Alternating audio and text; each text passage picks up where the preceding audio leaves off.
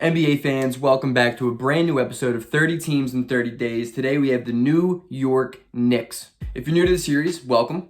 We have a couple teams left. It's not too late to subscribe. It's not too late to like, all right? Let me break it down to you real quick. I'm going to go through the New York Knicks draft. I'm going to grade it. I'm going to talk about their players a little bit. I'm going to talk about my opinion on it. Give it a grade, evaluate it a little bit. I'm going to do the exact same thing with free agency. I'm going to then talk about their roster, their rotation. I'm not going to talk about every guy, so don't sue me. If I don't mention that one Eurostash dude from 2014, I'm sorry. I'm sorry, all right? After that, I'm going to go into 3 questions that I have for this upcoming season for the Knicks, and then I'm going to give an overall grade, and I'm going to give you an evaluation as to why I graded it that way. Then I'm going to finish it off by telling you where I think they are going to be in the standings this year. That being said, come on, let's go.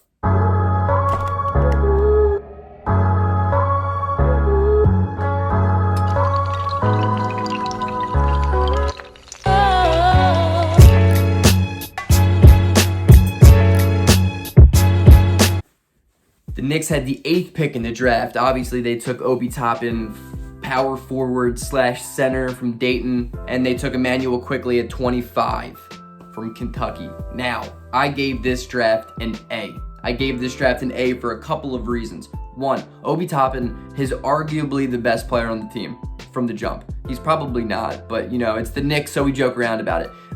He's a really good player, dude. Offensively, he's going to be reliable from the jump. He's going to be good. He's going to give you 15 points a game. He's probably going to come off the bench, but I don't know how long that will last, right? I think he's a really good, talented offensive player who can shoot the ball from 3, which is going to be really impressive and really much needed for a team like the Knicks. He can be a reliable go-to bucket getter in his career, okay? Defensively, he's not there. That's his biggest question. That's going to be the deciding factor of whether or not he becomes something really, really legit or continues to be kind of just an offensive 4. Either way, I think he's a good player, and at 8, he gives you a high floor for a team like the Knicks, who have been striking out with prospects for the last 6 years.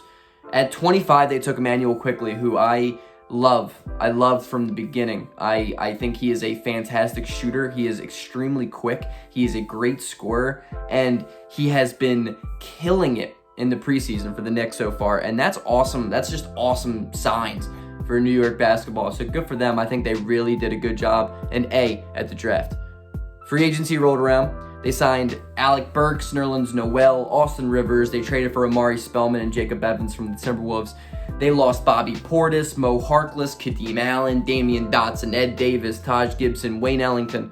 Dude, this is a whole entire new team, basically, when it comes to the rotation and the bottom half of this roster. And you got to expect that with teams like the Knicks, that are struggling, that are signing dudes to 1-year deals. I like Alec Burks. I think he's a good player. When it comes to 2K, that dude is the greatest trade piece in 2K20 history. Nerlens Noel, it's a good defensive backup 5. I like that. Austin Rivers can get you a bucket off the bench. I think they rounded out their team better than they have in the past. I think their depth is better than it's been, so I like it. I think it's a B+. And the best part about their offseason has been they have not spent max money on undeserving guys. And in that case, I think it's a B+ alone. I think they won because they're saving money and they're not afraid to just hold money in their pockets. New York has had this weird inclination of just signing guys who don't deserve money, don't deserve the money that they're getting, like Julius Randle. I don't understand that contract. I never did. He's not a good player. I don't know, whatever. But I think it's a really good start to their rebuild, so I'm here for it for New York. Roster right now is probably going to be coming out at Elfrid Payton at the 1, RJ Barrett at the 2, Kevin Knox at the 3, Julius Randle at the 4, and my man Mitchell Robinson at the 5. I like Mitchell Robinson. I think he's a really good defender. I think he's going to be a good rim runner for his career. I think he just had the highest field goal percentage in a season in NBA history, which is wild. And I'm older than the guy, so. But I think he's not going to be a great offensive player, but I think he is a fantastic defensive rim runner for a team like New York, which could do a lot for a team like this. Kevin Knox, I think, sucks. I think this is the last year that they're going to give him an opportunity to prove that he's worth anything. Last year, he put up some of the most inefficient numbers relative in NBA history when it comes to how many minutes he was playing. So that's going to be it's going to be something to watch. RJ Barrett's another case of the exact same thing, because RJ Barrett is was brutally inefficient last year. Really, really, really bad. So it's going to be interesting to see how those two guys work. Their bench is looking like Obi Toppin, probably the sixth man for now. Austin Rivers, Frank Ntilikina, Dennis Smith Jr., Alec Burks, Nerlens Noel, Reggie Bullock, and Emmanuel Quickley. I think Emmanuel Quickley is going to carve out minutes relatively quickly. Ha! That was good. Reggie Bullock can shoot the three ball. Hopefully he can shoot the three ball well. I think they're probably going to move him at some point this year.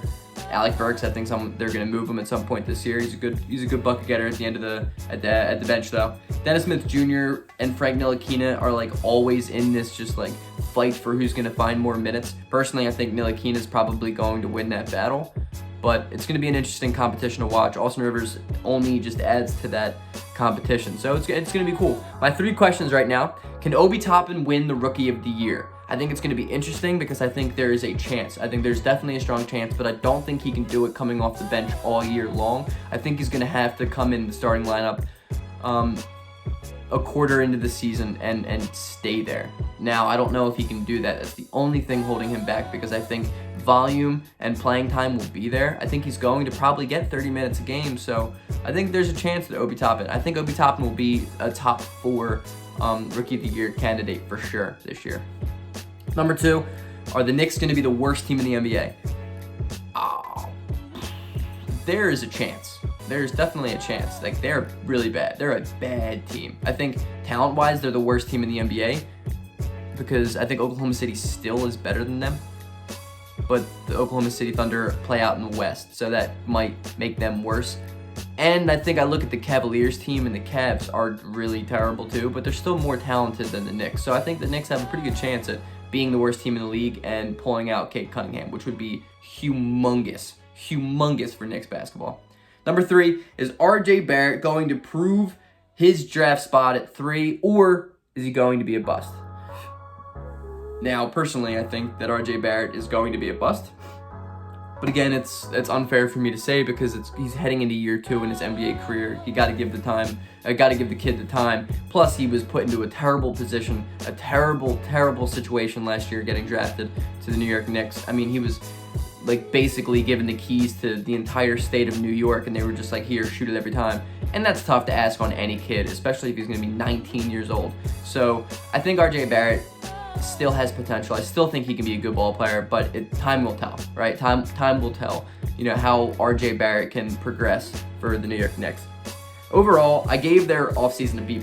I gave that because they didn't spend money on players who didn't deserve it. They gave out 1-year deals to guys, which I think they can trade for assets, which is an important step in a rebuild. And I think the Knicks are finally kind of facing a rebuild for the first time, and they're kind of bringing it head on, which I respect. I like that they're embracing it, and they're not fighting for mediocrity. They're kind of just tanking, which as a Sixers fan, I am all on board every single time. That's why I think what the Jazz are doing are terrible. So Jazz fans, if you want to continue in my comment section telling me how wrong I am and telling me how good the Utah Jazz are and how they're going to be a top 2 team in the West, dude, you're crazy, and I cannot wait for Rudy Gobert to just consistently do what he's doing to watch you guys crash and burn now.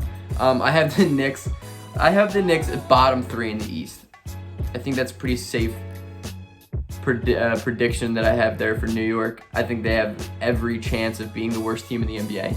And I think for their sake, they should be hoping and striving for the worst team in the NBA. But that being said, I hope you guys liked the video. I probably am going to drop another 30 teams in 30 days video today on the Oklahoma City Thunder a little bit later on. Let me know if you guys want to see that, Until next time, peace out. Go Sixers. And P.S., I have a sports podcast coming out soon. I'm going to let everyone know time frame and everything. I'm going to start posting it on YouTube in the beginning, but I will eventually take that to Apple Music or Spotify. So let me know if you guys are interested. I have a friend, a really good friend from college. He is a humongous Boston Celtics fan. So what better contrast, what better debates are you going to get from a Celtics diehard and a Sixers diehard fan? Go Sixers. NBA season starts soon. I'll see you guys later.